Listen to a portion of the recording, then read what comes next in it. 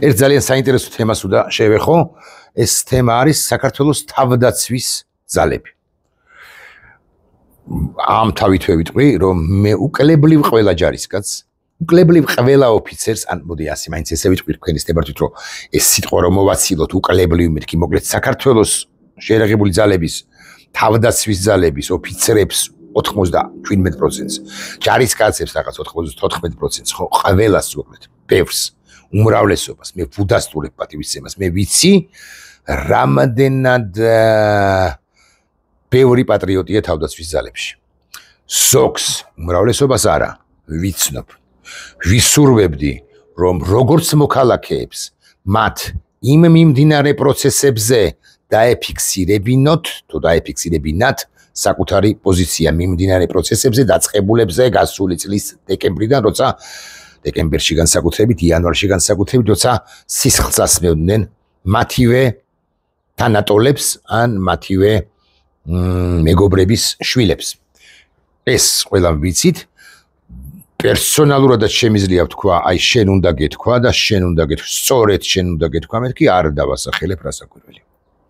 მაგრამ მე კვლავ ვიმეორებ, როგორც ინსტიტუციას მე თავდაცვის უწყებას ვცემ უზარმაზარ პატივს, მე ფორმიან კაცს ვცემ უზარმაზარ პატივს, თავდაცვის ძალების წარმომადგენელს ვცემ უზარმაზარ პატივს, გზად რომ მივდივართ ხოლმე გზავრობთ ოჯახში და გადახყავთ, აი პირდიტველა ბიჭებიო ერთი ნაწილიდან მეორე ნაწილს, ეგ გორის გზაზე ასე მაგალითად ხო, მე აი ესე ხელს ავწევ ხოლმე და ვესალმები და აი ისინი არიან ჩემი ქვეყნის, ჩვენი ქვეყნის თავდაცვის სადარაჯოზე ვინც განან და ვინც საჭიროების შემთხვევაში რასაკვირველია დადგება და ეს პირდიტველა ბიჭებიც კი გაცილებით მაგრები იქნებიან, ვიდრე ეს ობიექტური რეალობაა, ვიდრე ბანდიტები გედედედან, რომლებმაც ადამიანების სისხლი დაალევინეს გასული წლის დეკემბერში და ცემეს და შეურაცხყოფები აყენეს და კატასტროფულად იქცეოდნენ.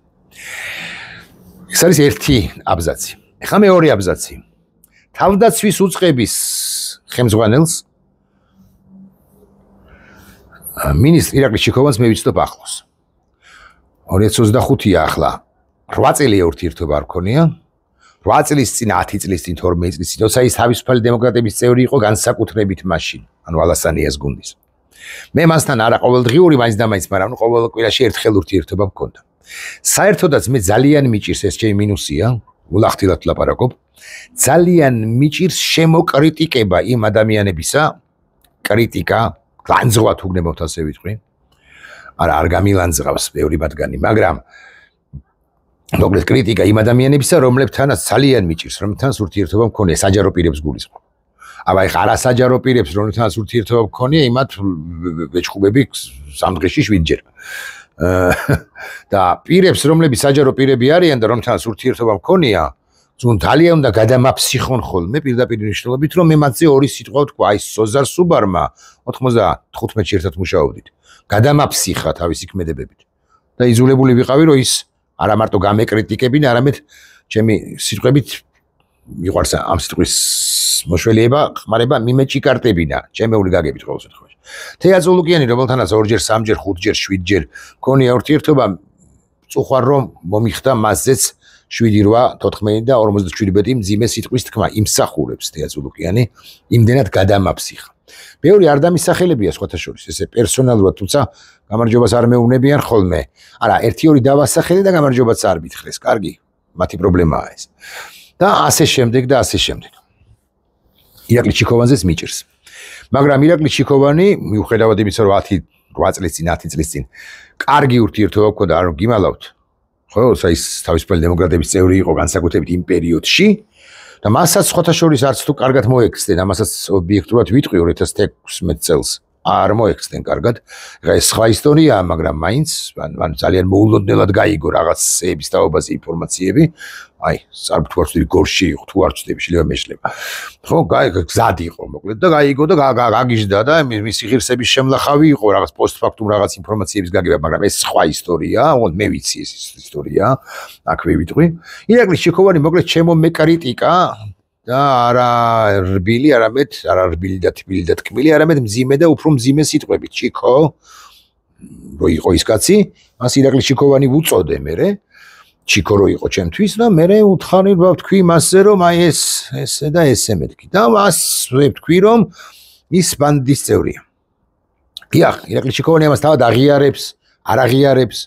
მიაჩნია რომ თავდაცვის უწყებაში შეყუჟულ ჩაკეტილი თავდაცვის უწყების რეფორმას ან თავდაცვის უწყებაში რა ხდება, იმას კი ემსახურე არ მაინტერესებს. ჯერ ერთი ვიცი რაც ხდება, როგორ უსამართლოდ ან თავისუფლებენ ადამიანებს და გვარსახელებს ვიცი კი არა ვიცნობ. ბევრს ვისაც ან თავისუფლებენ სამოქალაქო სამოქალაქო ნაწილში თავდაცვის უწყებისა და არა შეერაღებულ ძალებში და არა თავდაცვის ძალებში. თავდაცვის უწყებაში. ეს ერთი და მე მეორე ესეთი იცი რა მე არ მეხება და კომუნისტური პარტიის წევრი ვიქნები და მოდი ახლა რაღაც ლანჩხუთის განყოფილებაში ჩავატარებ პატარა რეფორმებს არ გამოვა ბატონებო. ბანდა მართავს ამ ქვეყანას. ბანდა რაღა იმართავს შენ სამ ბანდის წევრი ხარ თუ ხარ ინ ანუ შიგნით.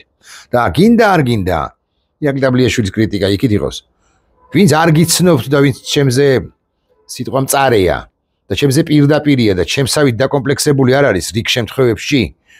ხო, ისე მიგსხიპავენ და ისე სიტყვებს იტყვიან, რომ ის სიტყვები დარჩება სწორედ ისტორიაში თქვენთან დაკავშირებით და არა თქვენი ჭყალებში თუ ჭყალებოთ კარგი ქმედებები ამ შემთხვევაში თავდაცვის უწყებაში. ასე რომ ტაბლიაშვილის კრიტიკა სენუ დარდობთ მაინც და მაინც. მაგრამ მე უნდა ობიექტური ვიყო ამავდროულად. მე ვალდებული ვარ ვიყო ობიექტური.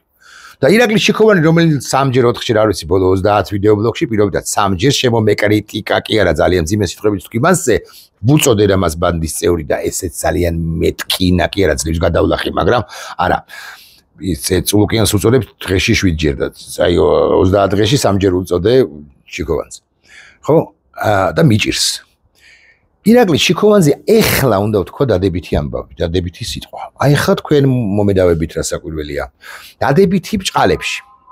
ამბავი უნდა გიამბოთ.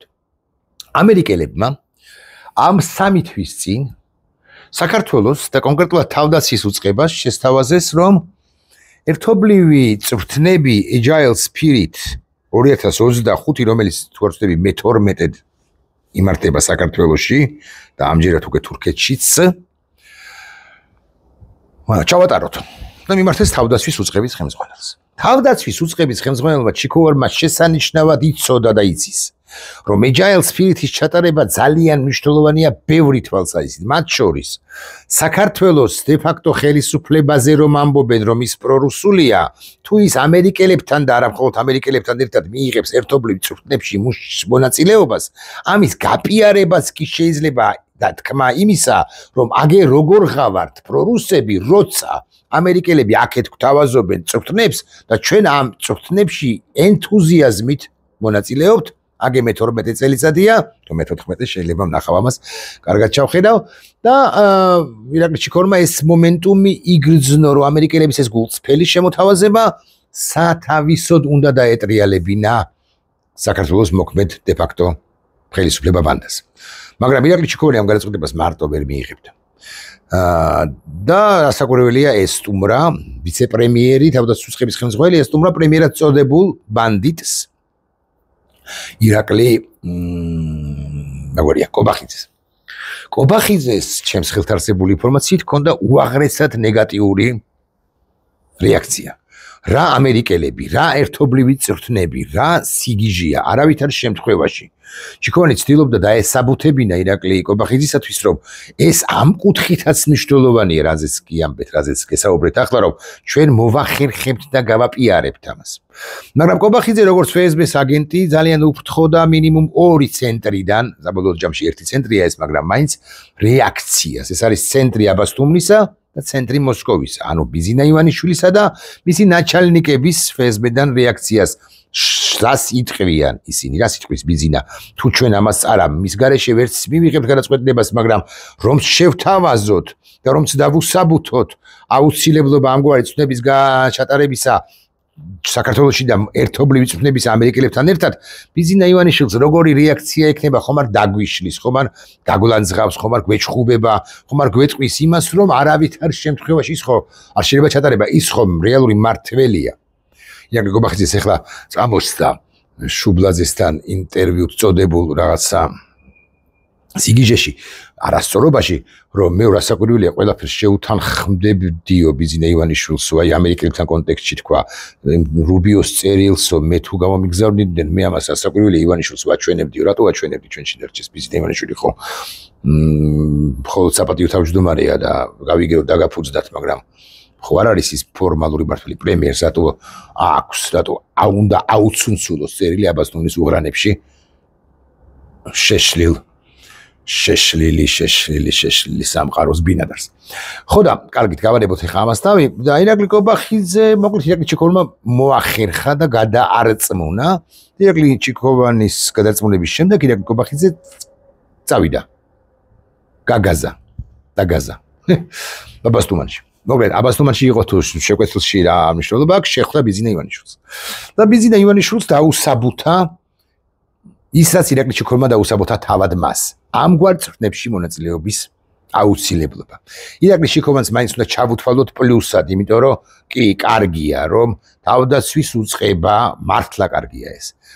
მეჩხუბებით ახლა ბევრი თქვენგანი, მაგრამ თავდაცვის უწყებასთან რომ ინარჩუნებს, ძაფებს, ხაზებს შეერთებული შტატები და საერთაშორისო პარტნიორები ეს ჩვენ გვაძლევს ბჟუტავ იმედს რომ კრიტიკულ და არაორდინალურ კიდევ უფრო მეტი კრიტიკული და არაორდინალური ვითარება რომ იქნება და როცა კობახიძე და ივანიშვილი თავდაცვის უწყებას შესაძლოდ სთხოვენ გამოსვლას და ხალხის წინააღმდეგ წასვლასაც კი ის თავდაცვის უწყება ის შეიარაღებული ძალები ის ოფიცრები ხო რომლებსაც მე უზარმაზარ პატივს ვცემ და რომელთა დიდი ნაწილიც ანგარკვეული ნაწილი 2008 წელსაც მონაწილეობდა საქართველოს ტერიტორიული მთლიანობისთვის ბრძოლაში და იყდებ ხარ ფიგურალურად ვამბობ ანწუხელიძისა და არა მხოლოდ ანწუხელიძისა გადარჩენილ ანწუხელიძეებს მე ჩემ უზარმაზარ პატივს და მე ვიცი გვარები ხალხო მე ისე კი არ ვამბობ მე ვიცნობ ადამიანებს მე ვიცნობ 2008 წლის მონაწილეებს კი არა გმირებს ცოცხალ გმირებს რომლებიც თავდაცვის უწყებაში არის ხო და მე მათ პატივს ამიტომ რომ საინარჩუნებს ამერიკის შეერთებული შტატები ამ ძაფხაზებს ამათთან ეს კარგია სხვა საქმეა რომ ესენი გამოიყენებენ თუ არა ეხლა ძალიან უცნაური დაკვირვება ნაცვლად იმისა რომ ირაკლი ჩიქოვანის ლოგიკას ახყოლოდნენ ცუდს ცხადია ხო და ეთქვათ ბოდიში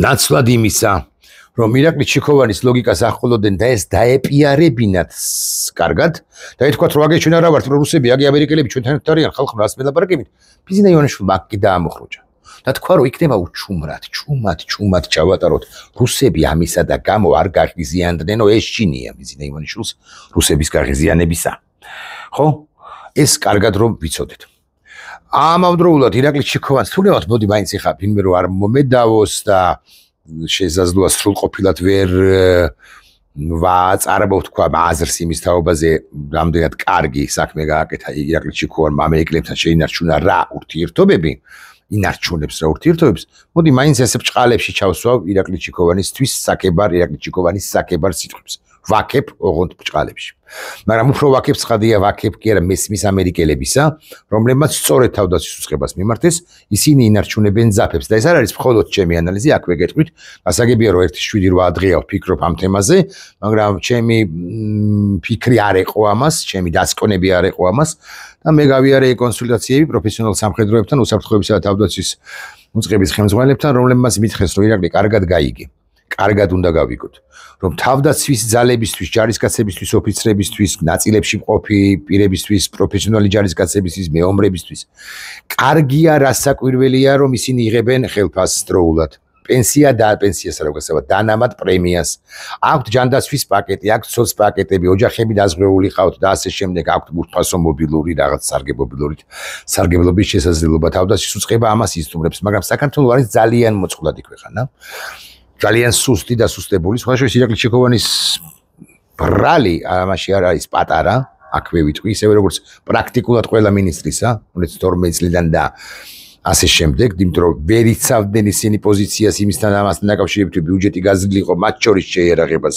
შეერაღების შესყიდვაზე აქვე ვიტყვი პოზიცია თუ მაინც და მაინც ჰქონდათ უმრავლეს შემთხვევაში ვერ იცავდნენ და ჩიკოვანი ვერ იცავს და არც ითხოვს თავდაცვის უწყების ბიუჯეტის ზრდას, მას არ აქვს გამოქვეყნებული მინისტრის ხედვა, მას არ აქვს გამოქვეყნებული მინისტრის ხედვა აუცილებელი გამოსაქვეყნებელია, იმიტომ რომ მინისტრი როგორ ხედავს პროცესებს უსაფრთხოებისა და თავდაცვის კუთხით, მას არ აქვს საკუთარი რემარკები იმასთან დაკავშირებით უსაფრთხოების დოქტრინა როგორი უნდა იყოს ჩვენი, განვითარება როგორი უნდა იყოს ჩვენი შეერაღებული ძალებისა და ეხლა 590-ს ვიტყვი ირაკლი ჩიქოვანიძე სუდს, მაგრამ აღარ გვინდა.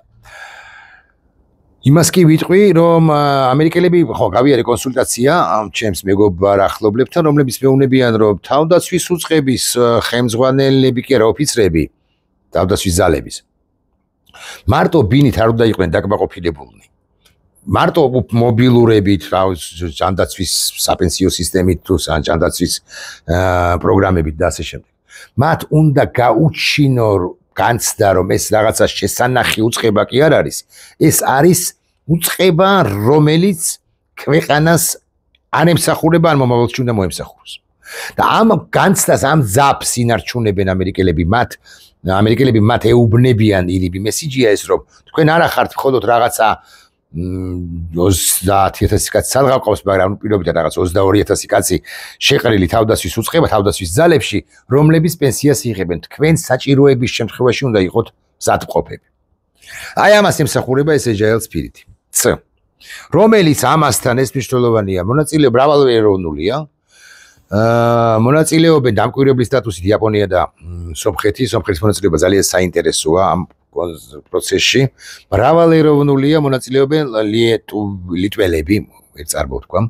ლიტველები მონაწილეობენ სხვადასხვა ქვეყნის წარმომადგენლები, თურქები რასაკვირველია, ამერიკელები რასაკვირველია, სლოვაკები თუ არცები და ასე შემდეგ და ასე შემდეგ. და ეს კარგია. განა არა. მაგრამ რაც გაუგებარია ხო, რაც გაუგებარია არის ის, რომ დღემდე თავდაცვის უწყების ლიდერი ჩიქოვანი ან მისი მოადგილე რომელიმე თუ ონლაინ ან თუ პირდაპირ შეხვედრებზე მონაწილეობს რამშტაინის ფორმატში. ანტიუკრაინული ხელისუფლების წარმომადგენლები მონაწილეობენ პროუკრაინულ ფორუმებზე. რაც არის ძალიან ცუდი. აი ახლა აქ აქვე ვიტყვი.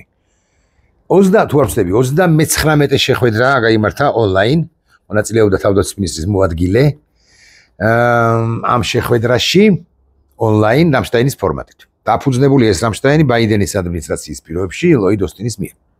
ლოიდ ოსტინი იყო წარმმართველი. ლოიდ ოსტინი, ენა პიტერო, საერთოდ თქვა თავდაცვის უკაცრავად. ლოიდ ოსტინი ვინ არის? ლოიდ ოსტინი ერქვა, ერთს ოსტინი, მაგრამ უკაცრავად პიტერ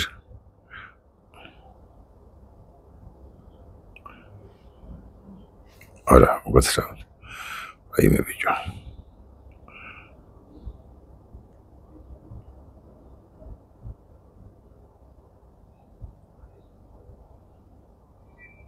ხო, ლოიდ ოსტინის მიერ, რა, ბოდიში. ხო, ლოიდ ოსტინის მონაწილეობდა თავდაცვის ყოფილი მდივანი. ესენი მონაწილეობდნენ სულ და 39 შეხვედრა გაიმართა თუ არ ვცდები რამშტაინის ფორმატით. სამწუხარო არის ის, რომ აი ეს აგენტურა, რომელიც უნგრელებთან და სლოვაკენებთან ერთად მაღალი ალბათობით უკაკლავს კრემლს, რაც ხდება რამშტაინის ფორმატში, ხო, ეს აგენტურა მონაწილეობდა. აგენტურა მძიმედ ვაფასებ, მოკლედ კრემლთან ურთიერთობა ისინი ეუბნებოდნენ კობახიძეს აბარებდნენ ანგარიშს და კობახიძე უკაკლავდა თუ გნებავთ ასე ვიტყვი კრემლს იმასთან დაკავშირებით in general რა ხდებოდა ანუ რამშტაინის ფორმატში კულისებში. ანუ სამი წყარო ყავს კრემლს მინიმუმ, ესე იგი ეს არის უნგრეთი, ეს არის სლოვაკეთი და ეს არის საქართველოს აღმასრულებელი ხელისუფლება, მაინც და მაინც ჩიქოვანს არ ვადებ ახლა ხელს ან მის მოადგილეს კობახიძეს, რომელიც ბუნებრივია საქმის კურსში არის ხოლმე მინისტრისაგან ან მინისტრის მოადგილისაგან. აი ჩემს ხელთ არსებული ინფორმაციით ერთი არა და ორი რამშტაინის ორი შეხვედრის შემდეგ 51-ზე სიმბოლურად თუ 39 იყო ახლა, გადავამოწმოთ თუ გნებავთ ესეც საქართველოს თავდაცვის უწყების წარმომადგენელთა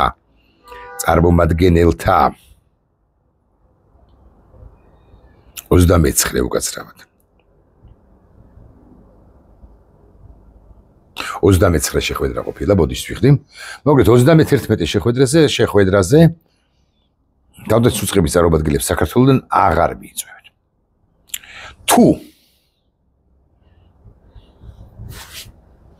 აი ეს თუ კავშირი თუ შემდეგ მრავალწერდილია დასრულებული, შეგიძლიათ დაასრულოთ თავად.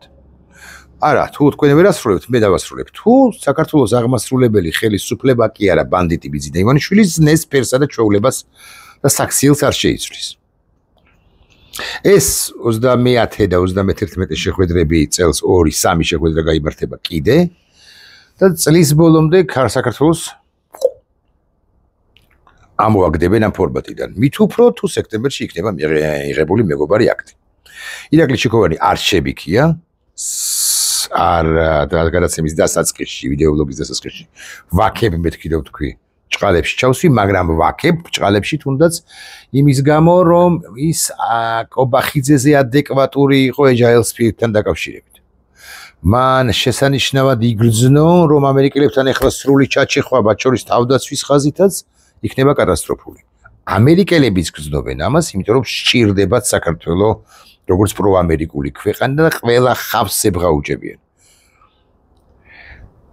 ებღაუჭებოდნენ ილუაშვილის ხავს, ებღაუჭებოდნენ დავითაშვილის ხავს და ეხლა ებღაუჭებიან ჩიქოვანის ხავს. მაგრამ ჩიქოვანი ბანდის წევრია მაინც. ძიმეა ჩემთვის ამ სიტყვების თქმა, იმიტომ რომ არის იქ. და გონია რომ რაღაცას შეცვლის. კობახი არ გათეთრდების კობახიძე. არ გათეთრდების ივანიშვილი. რაც უნდა ხეხოთ ქვიშითა. ეს არის სიმართლე. სიმართლე. და თავდაცვის ძალებს კი მადლობა სამსახურისთვის და მადლობა მომავალი სწორი გადაწყვეტილებისათვის ბარემ ვიტყვი, რომ თავდაცვის ძალები, რომლებშიც ახლა არიან ჩვენი მეომარი ჯარისკაცები, რასაკვირველია უმნიშვნელოვანესია, მაგრამ მე პერსონალურად თავდაცვის ძალებად მივიჩნევ იმ პირებსაც, ინდივიდებსაც, რომლებიც თავდაცვის უწყებაში სულაც არ ირიცხებიან დღეს და ახლა, თუმცა რასაკვირველი არიან საქართველოს თვის მებრძოლი ჯარისკაცები, თქვენი არ იყოს ბიჭებო თავდაცვის უწყებიდან, იცით თქვენ ვისაც მიუმართავ პერსონალურად და იცის